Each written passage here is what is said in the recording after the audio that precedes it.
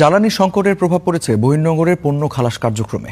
পর্যাপ্ত ডিজেল না পাওয়ায় একদিকে যেমন সময় মতো পণ্য খালাস করতে যেতে পারছে না লাইটার জাহাজ, অন্যদিকে মাদার ভেসেলগুলোকে অতিরিক্ত সময় অপেক্ষা করতে হওয়ায় আমদানিকারককে গুনতে হচ্ছে বাড়তি মাশুল।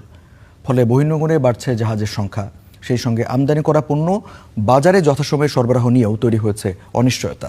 চট্টগ্রাম থেকে আরও জানাচ্ছেন Syed Tamim Mahmud. MV GM Fortune গত ১৬ মার্চ ৫০,৮৬৮ টন সয়াবিন বীজ নিয়ে আউটার অ্যাঙ্কারেজে নোঙর করে জাহাজটি। প্রায় ১ মাস পার হলেও এখনও জাহাজে রয়ে গেছে প্রায় ২,৯০০ টন পণ্য।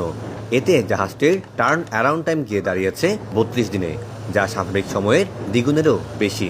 একই অবস্থা পায়রা বিদ্যুৎ কেন্দ্রের জন্য আনা ৩টি কয়লাবাহী জাহাজেরও। বর্তমানে বহির্নোঙরে অবস্থান করছে প্রায় ৮০টি মাদার ভেসেল। তীব্র জ্বালানি সংকটে চট্টগ্রাম বন্দরে লাইটার জাহাজ চলাচল প্রায় অচল হয়ে পড়েছে। ফলে আউটার অ্যাঙ্কারেজে নোঙর করা মাদার ভেসেল থেকে পণ্য খালাসে দেখা দিয়েছে ধীরগতি। একটা জাহাজ মনে করেন আগে লোড করার ৩২ ঘন্টা বা ৩৮ ঘন্টার মধ্যে গন্তব্যে পৌঁছত, এখন ৮-১০ দিন লাগতেছে। এছাড়া ক্লিংকার, খাদ্যশস্য ও পোলট্রি ফিড নিয়ে বিভিন্ন আমদানি পণ্যের সরবরাহ ব্যাহত হচ্ছে, যা চাপ বাড়াচ্ছে মূল্যস্ফীতির।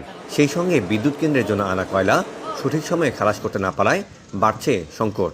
আমাদের জ্বালানির যে একটি সংকটের দিকে আমরা দেখা যাচ্ছে বা সংকটে পড়ার একটা সম্ভাবনা আছে, তার একটি বিকল্প কিন্তু আমাদের যে জ্বালানির জন্য কয়লা আসতেছে, এই কয়লাগুলোকে যদি যথাসময়ে যদি তাদের যে কয়লা নির্ভর যে পাওয়ার প্ল্যান্টগুলো আছে সেগুলো যদি তারা হাতে না পায়, তারা কিন্তু তাদের বিদ্যুৎ উৎপাদনে কিন্তু একটু বাধাগ্রস্ত হবে।